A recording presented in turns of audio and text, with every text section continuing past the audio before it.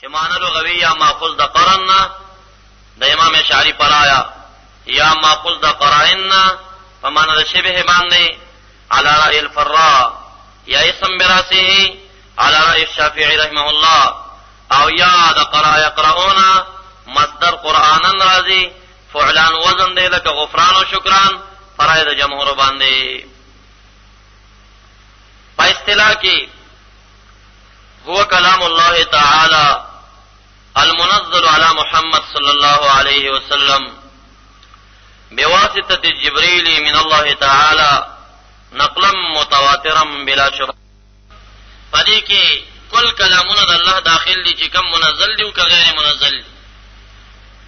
فقید د المنزل سره د الہ العالمین هغه کلامونه چې مونږ ته نازل نه دي خارج. فقید د علی محمدin سره باقی کتب که تورات دی که انجیل دی که زبور دی وتل هغه په نبی علیہ السلام باندې نازل نو. واسطی د جبرائیل علیہ السلام سره پدې کې احتراز راغی د وحی القائنا چې کوم د نبی اکرم صلی الله علیه وسلم په ځړ کې القا شوی دا بدون د توسط د جبرائیل علیہ السلام. ما ينطق عن الهوى ان هو الا وحي يوحى. ندلتا القائی وحی ته هم اشاره ده چې دته په ځړ کې کوم القا کولی شي چې رستو مبحث لګيږي په فرق په منځ د حدیث قدسی حدیث عامه او کتاب الله کې هغه کې به دا تحقیق ذکر شي.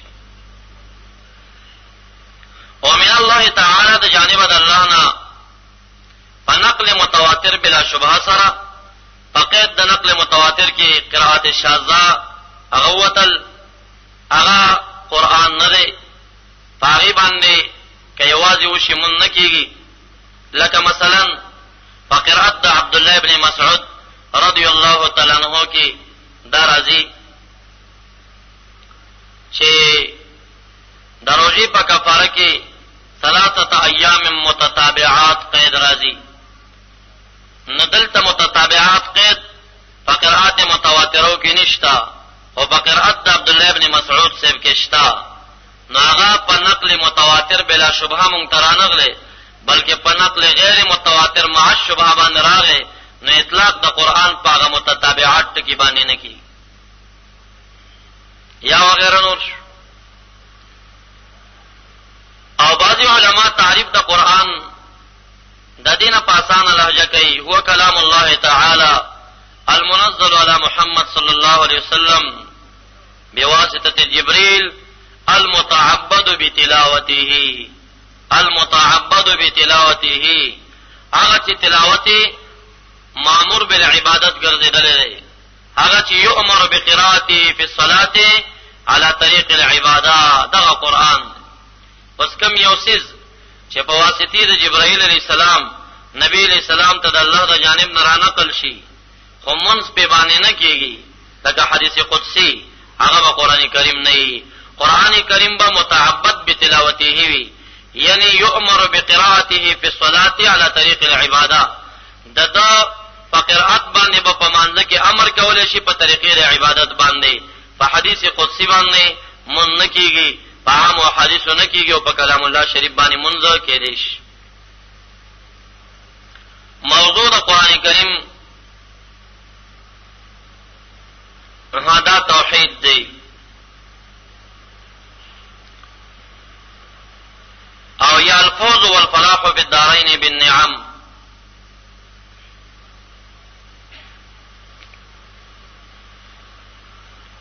او دا چې موضوع توحید دی نو کدا دا قرآن نه ماخوذ شي پرای د امام اشعری باندې په معنا د جمع او د جمع باندې نو موضوع به د قرآن د لغوي معنا سره په دې طریقه ولګي چې الجامع لجميع صفات الكمال لله تعالی. دې جامع دی د قرآن نه په معنا د جمع او د جمع باندې. قرآن کریم جامع دی تمام صفات کمالیه باری تعالی ته دا ثابتයි. او فرقان د دې دا موضوع د قرآن سره چې توحید دی په دې طریقه باندې ربط دی چې فرقان په معنا د فارق باندې الله د زړه د انسان نه جدا کوي او چې جدا کړه نو دغه توحید خالص دی. کله چې ریاون د انسان د زړه نه وځي نو سچا خالص دیني خالص زړه ته دننه کېږي. بیا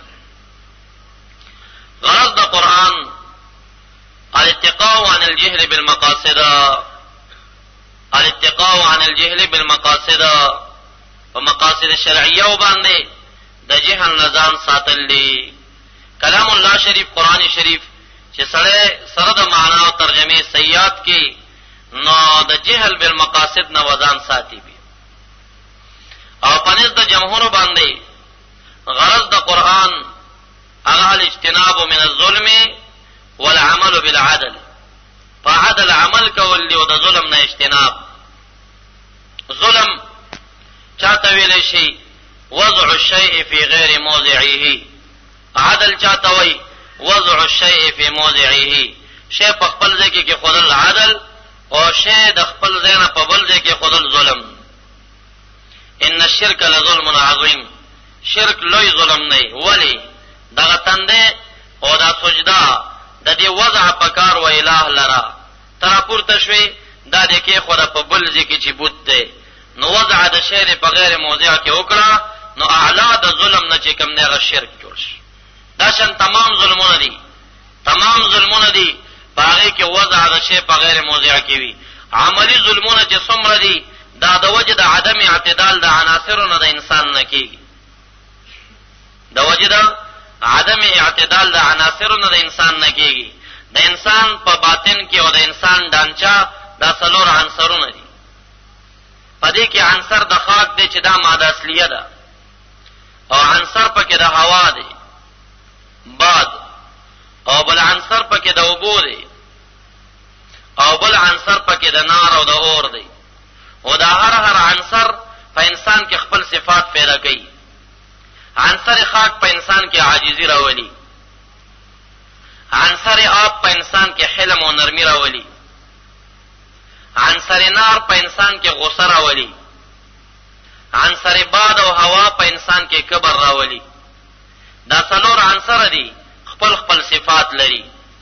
کله چې د انسان عنصرونه اعتدال کې نه راغلي، عنصرونه په ظلم کې اختوي، په اعتدال کې نه راغلي، نو دا کبر هم عبادت ده، خود دې د پاره یو خپل ځای ده. الکبر مع المتکبرین صدقه، کبر د متکبر سره صدقه او عبادت ده.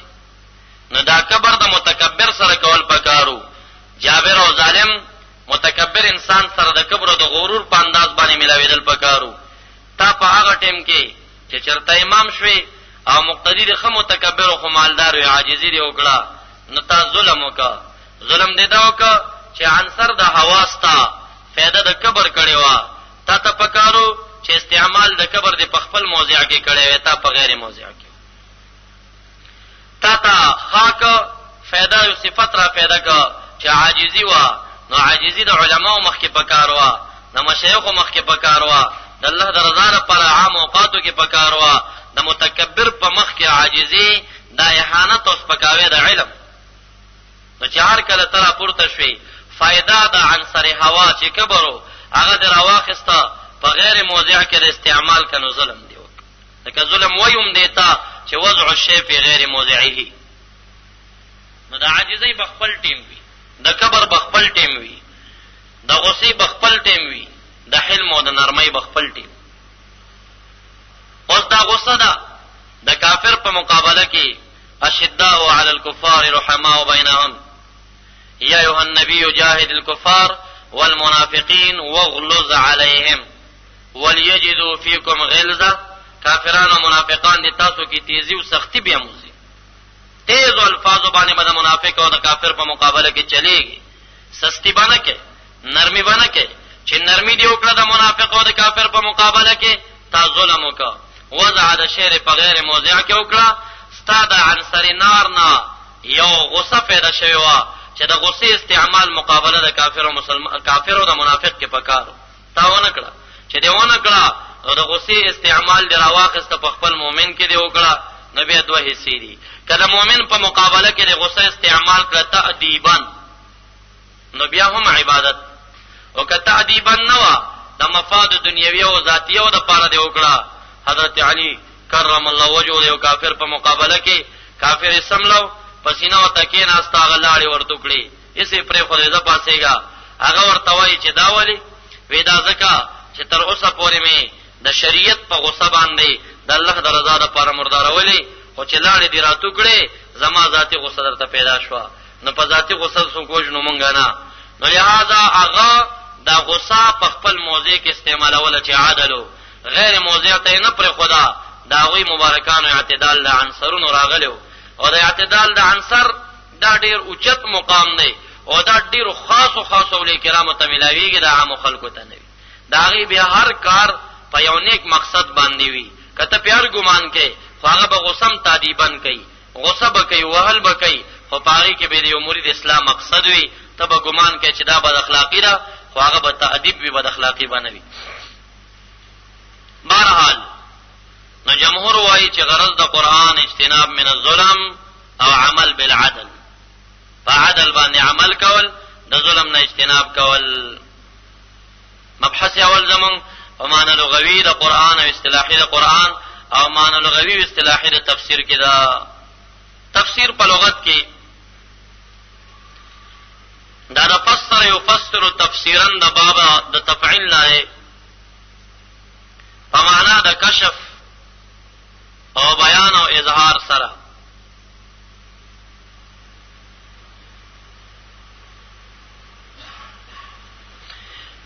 الا جئناك بالحق واحسن تفسيرا بدليل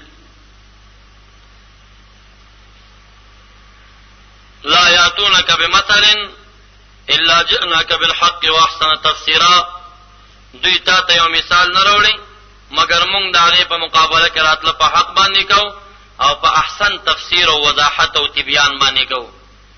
نو تفسیر معنی لغوي کله باب د تفعیل فسر او فسر تفسیران شي په معنا د کشف بیان او اظهار سره ده. دا راي د اکثر اهل لغو ده. او تفسیر تم تفسیر زکوای چې په دې کې د قران کریم د معنی او بیان او اظهار کې دي. او یادا تفسیر ماخوذ د تفسیرین ده. تفسیر ماخوذ د تفسیرین ده. تفسیرا بتانیث د تفسیری په معنا کې علما د لغت دو قوله کوي. یا تفسیره په معنا د قاروری او د شیشه باندې راځي او په شیشه کې هم ان کې انعکاس او وضاحت د غیر کېږي. نو تفسیر ماخوذ د تفسیرینا او تفسیره په معنا د شیشه او قاروری باندې او شیشه او قاروره وضاحت د شی کوي. فلهذا تفسیرهم وضاحت د معنی او د قران کوي. او یادا ماخوذ د تفسیرینا ده خو تفسیره په معنا د اغا آلت الطبیب چې پاغه باندې علاج د بیمارانو کوي. د ډاکټرانو سره یو سیزوي وګونو کې کیږي تسوي به سینه باندې ورته راکاږي داسې کالجی درکې نشته لري تاسو موي آسان اصطلاح افغانستاني ویلې دوربین نو آسان شی دی. نو دا خپل سره نوم باندې پاکستان کې یادېږي. تفسیرا په لغت عربی کې یو معنا دغه دا چې کم ډاکټرانه د بیمار په سینه باندې دیو دا هغه پټ مرض په معلومای. نو تفسیر ته تفسیر زکوي چې دا ماخوذ د تفسیرین نه او تفسیره په عربی کې هغه علی تویل کېږي او قران کریم هم هغه پټ معانی د قران د تفسیر په وجه باندې راخاره کېږي لکه په هغه علی باندې چې د سینې هغه پټ مرزونه ډاکټر ته انعکاس وکړي کېږي. دا دریم قول. سلورم قول دا دی چې تفسیر دا مقلوب د سفر دی. تفسیر مقلوب د سفر دی او سفر په معنا د رڼای باندې. حدیث مبارک کې راځي اسفروا بالفجر فانه اعظم للاجر. سبای په مانځ کې رڼاواله راولي دې کې اجر زیات دی. جمع رستو کوي. دا زموږ مذهب هم دی. راجح قول هم دا دی.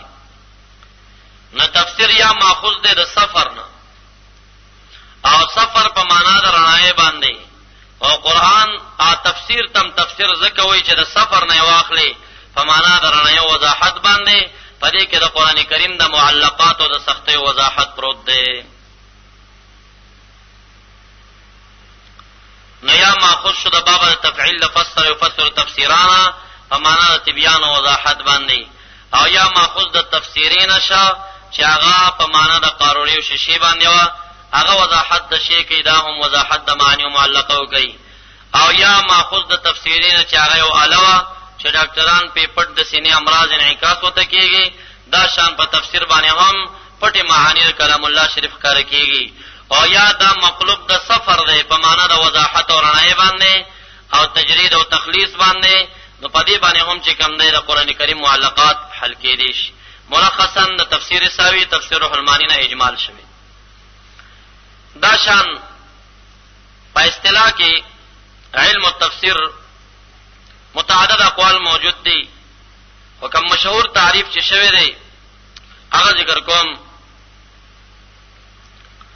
علم يبحث فيه من أحوال الكتاب العظيم، علم يبحث فيه عن أحوال الكتاب العظيم من جهة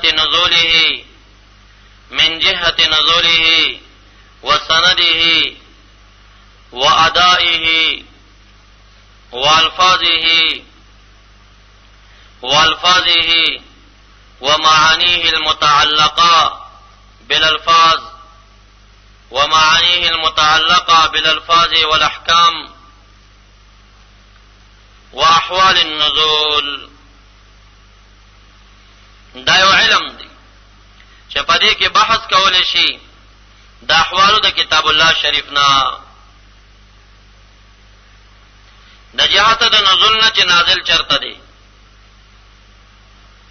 پس طریقه نازل دی، اول چرته نازل دی، اخر کم دی نازلو، وسنده متواتر نقل دی که غیر متواتر، وادائی الفاظی دشان لهجه قراء سبعه ورکه صدا، ومعانيه المتعلقه بالالفاظ والاحکام، او هغه معنی چې د الفاظو پورې تعلق نه لري او معرفت د احکامو پکې چې فقهي جزئیات دي، واحوال النزول او د نزول درې حالات دغه معرفت پکې ضروری دي. زما مقصد په احوال النزول کې و چې دا په علم اصول کې د اصول التفسیر یو مقصدی بحث دی، او دا په مشهور تعریف دا علم تفسیر کې بعض علماء داخل کړی دي. احوال د نزول درې قسمه دي: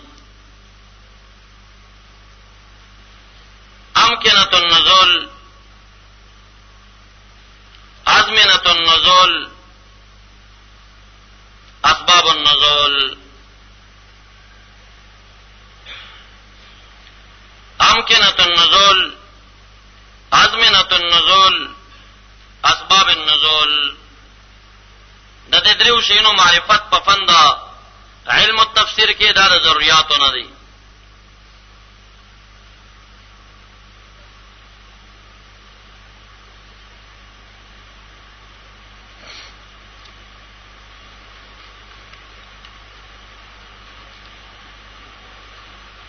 پدې کې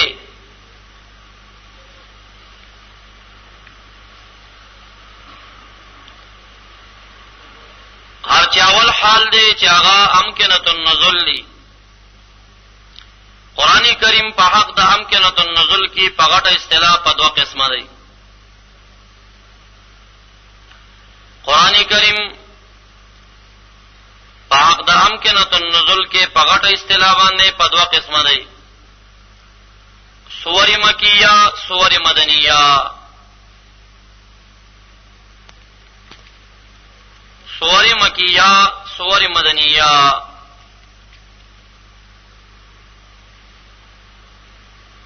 د سورتونو مکیہ او د مدنی سورو سره په تعریفاتو کې علماء اختلاف کړی دی، درې یا څلور قول دي. او بیا علامه د سورې مکیه او د مدنیه او نصدي په سبب فرق کیږي چې دا سورۃ اوس مکی شه که مدنی شه. مونږ او تاسو ته علماء وسان کړی دي، کوم چې چاپ قرآن شریفونو دي دا هغه په سر کې لیکل شوی سورۃ البقره مدنیه، سورۃ الفلان مکیہ دا وسلیکل شوی خو هغه کوم که تحقیق وکړي شي عمده اقوال د مفسرینو بعضی او مواضع کې پاتې دي لکه سورۃ حج متعلق مکی لیکل شوی دی مدنی لیکل شوی دی او د مکی سوا دا هغه سورۃ یو سو آیتونو چې د حج متعلق نازل دي چې هغه مدنی دي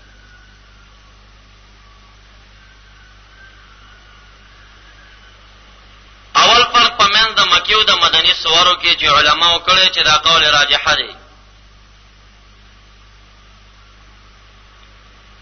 مکی سوره هغه دي مانوزلت قبل الهجره مدنی هغه دي مانوزلت بعد الهجره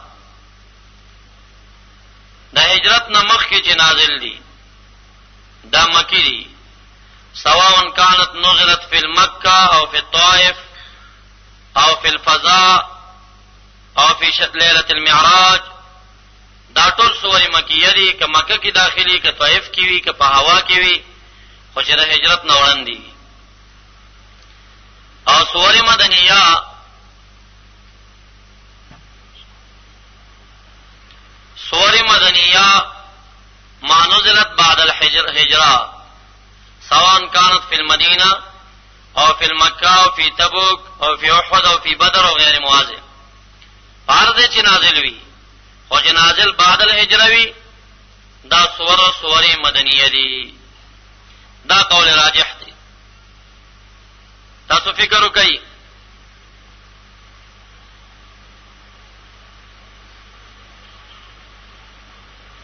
ان الله یامرکم ان تؤدوا الامانات الى اهلها آیت نمبر 58 سورۃ النساء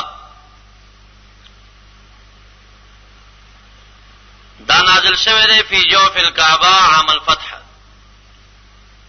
د فتح د مکه معظمه په کال چې د هجرت اتم کالو او حرم شریف په مینس کې دا نازل دی نو پرای د جمهور باندې موضع ته اعتبار نشتا بلکہ قبل الهجرہ و بعد الهجرہ بانی مکی و مدنی بیلیگی نو دایت اگر که نازل پا مکہ معظمہ کے دا حرم پا خواہ کے حرم کے دے خو نازل بعد الهجرہ دے نو دا مدنی دے مکی ندے پرائر جمہور بند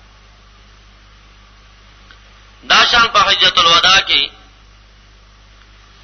آیت دا اليوم اکملت لکم دینکم واتممت علیکم نعمتی ورضیت لکم الاسلام دینا آیت نمبر 3 سورۃ مائدہ دا په مکہ معظمہ کې نازل خو نازل بعد الهجرہ فلسم کال د هجرت باندې دی نو لہذا علی رأی الجمهور دا داخل دی په سورو او په آیتونو مدنیو کې نه مکیو کې جمهور وایي چې قبل الهجرہ بعد الهجرہ باندې مکیو مدنی سور بیل دي دویم قول هغه داري چې مکی سور ما نزل بمکه وما جاورها كمنا وعرفات والحديبه والمدني ما نزل بالمدينه وما جاورها كوحد وقباء وصلع مکی سور هغه چې مکه معظمه کې نازل وي یا چم گاون لا عقل قباء نا لا عقل منا عرفات او یادا سے خوشا حدیبه او مدنی سور هغه چې مدینه منوره کې نازل وي یا گاون دا هغه کې چې احد او قباء او جبل السلع چې د خندق غزا د هغه په بیخ کې شوی دا رائے ضعیفه ده هغه وجه دا چې د امکنه النزول په باب کې قران کریم په غټه اصطلاح په دوه قسمو چې مکی او مدنی نو هغه سور چې په تبوک کې نازل دي هغه ته قسم پاتې نشي اپ دې تعریف باندې نه مکی شو نه مدنی شو نه په مکه کې داخل نازل دي او نه په مدینه کې نازل نو هغه چې د دې دوړو نه بار نازل شوی دي ناغه ته صدریم نوم به پیدا کول پکار دي او حصر په دوه قسمونو کې چې مکی او مدنی دي نو صحیح نشو نو دا قول ضعیف دریم قول ورکه دا دی چې اعتبار ورکه حال د مخاطب ته دی کچه ته خطاب ورکې اهل مکه او ته مکی ده، که خطاب ورکې اهل مدینه او ته مدنی ده. یعنی دریم قول قائلین وایي چې خطاب د یوحناس مشرکانو ته، خطاب د یو الذین آمنوا مؤمنانو ته. کوم صورو کې چې یوحناس راغلی مکی ده، کومو کې چې یو الذین آمنوا راغلی دا مدنی دي. دا قولم ضعیف دی، ځکه دا کلیت صادقه نه ده چې هر صورت چې یو الذین آمنوا ورکی وي دا به مدنی وي، هر صورت چې پاغي کې یوحناس نو دا به مکی وي. ولی سورۃ بقره مدنی ده بل اتفاق. او تاسو په درېمه رکوع کې وګورئ یا ایها الناس اعبدوا ربکم الذی خلقکم، ان دا ورکی دا یوحناس شوی دا. نو دا قول کول چې کوم صورت په یوحناس سره ندا ورکی وي دا به مکی وي، دا کلیه باطل شو په سورې بقره درېمه رکوع باندې. دا شان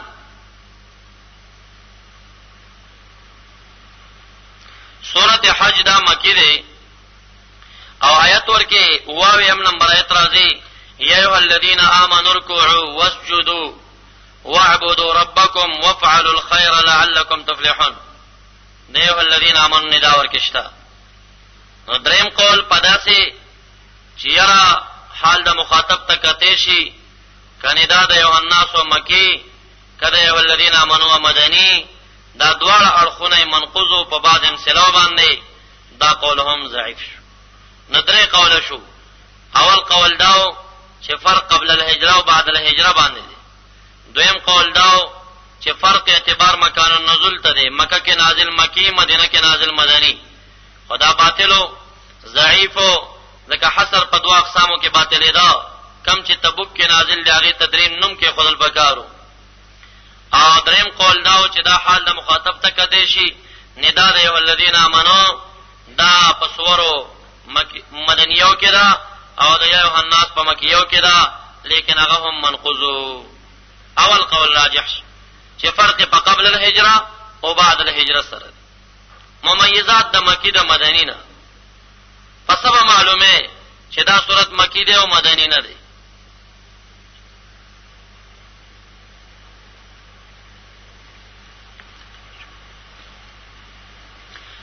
معلومات بدسنه کې چې دا صورت مکی ده او مدنی نه ده. چند معلوماتونه اول یو کلیه یاد کړئ، کل سورۃ فیها سجدة فهي مکیه. هر صورت چې هغه کوم سجده پیدا کړه دا صورت به مکی وي. هغه صورت چې سجده ورکی دا به مکی وي. په مدنی سورو کې سجده نشته.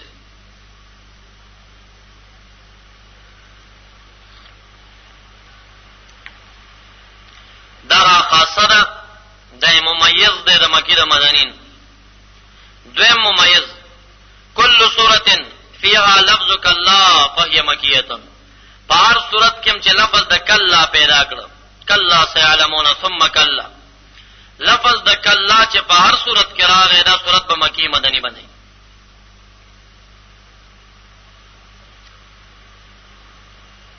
یو بغیر د سوري مکیونه لفظ د کلا شته نه دی. دویمه دا کول یوم یاد کړئ چې په 15 سفارو اولو کې ټولو کې لفظ د کلا بيخي نشته. لفظ د کلا نصف اخر کې راغلی دی او بیا نصف اخر کې په 15 سورتونو کې 33 مره راغلی، 33 کرته راغلی دی.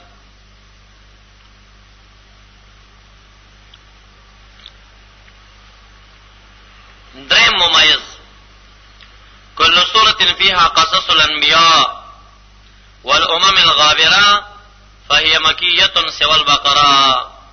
هر هغه سورت چې هغه کې د انبیاء علیهم السلام او د مخکې امتونو تعذيبات او قصې ذکر وي دا به مکی وي، خو سوا د سورې بقره نه چې په دې کې د موسی علیه السلام قصه شته خو د مدني.